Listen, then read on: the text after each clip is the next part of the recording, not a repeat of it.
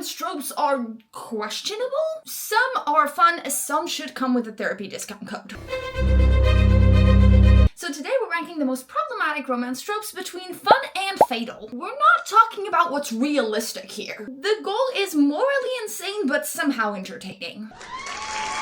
And the total scientific ranking scale is going to go between a fun red flag to immediate jail time. Let's start with number 5, miscommunication for 300 pages, or as I like to call it, the classic clown move. This trope is the origin story of rage bait. I'm dead convinced it's the reason people yell at their Kindles. You will invalidate your warranty because you grabbed it and tossed it across the room and broke the screen.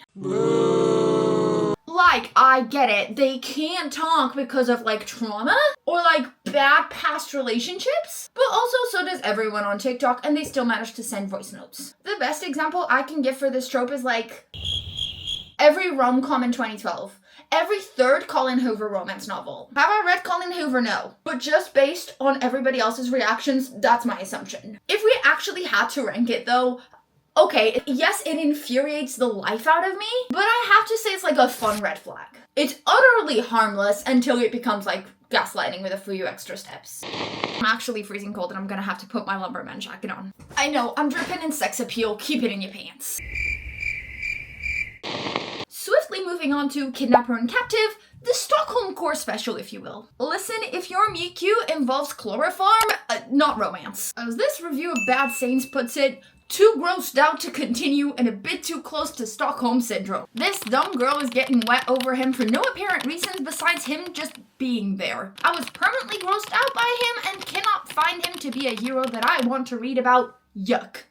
Fair enough. And yet, we all read that Wattpad fic at 2 a.m. that started exactly like this, but may or may not feature a prominent vocalist of a 2010s boy band. This is a no judgment zone. I think the reason we enjoy this so much is like that delusion of control. I don't know, like the fantasy of being chosen. As somebody who's never been picked first for anything is like, you picked me? Out of everyone that could have been kidnapped in this mall, how was your choice? Would you still kidnap me if I was a worm? Listen, yeah, you're being kidnapped, but at least it's by a criminal with good hair. I don't know. It is fatal, okay? It's absolutely fatal in the rankings. Call the cops and my therapist, both on speed dial. We have to move on so I don't give too much away. Let's talk about teacher-student. And you're not getting any extra credit for this one, okay? These romance books, this isn't dark academia, it's just illegal academia at this point. And somehow, it always happens in some random-ass small town or some isolated Hogwarts-esque university. And you're lucky if it's a university and not high school. I don't know what Pretty Little Liars did with Ezra for us to all be okay with this dynamic. But no one calls HR. No one calls CPS. There is not a single concerned adult present. The power imbalance is like simply wild. The tension is unfortunately also wild. Like you are hooked. That will they, won't they, that there might be getting caught. I don't know why we get so invested. I've tried to see this from so many different angles. In all my years of school, I went to 2 different universities. Never did I look at a teacher and was like, rawr.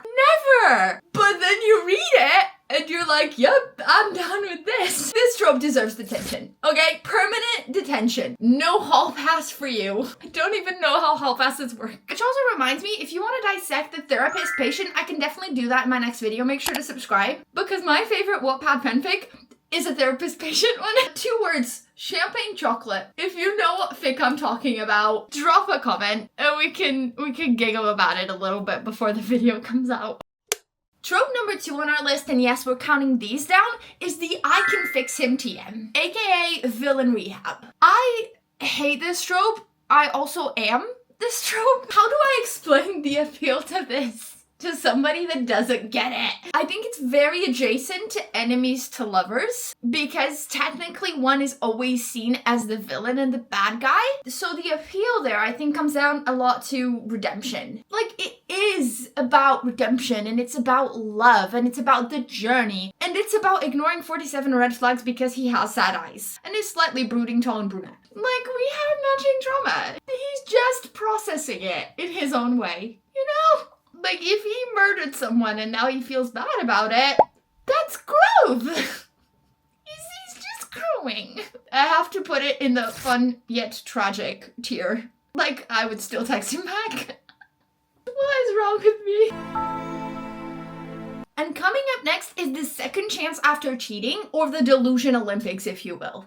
You can tell by my face how I feel about this trope already. I am flabbergasted that this is even a thing. Yes, he cheated, but it was okay because he was sad. Like, be so for real. In real life, I know people change, but in these books, it's like they change in 0.3 chapters. There's barely any groveling, barely any time passed. She's just expected to get over it. Bro. And she does. That's what, like, more insane. She always takes him back. If I wanted this much emotional labor, I'd text my ex.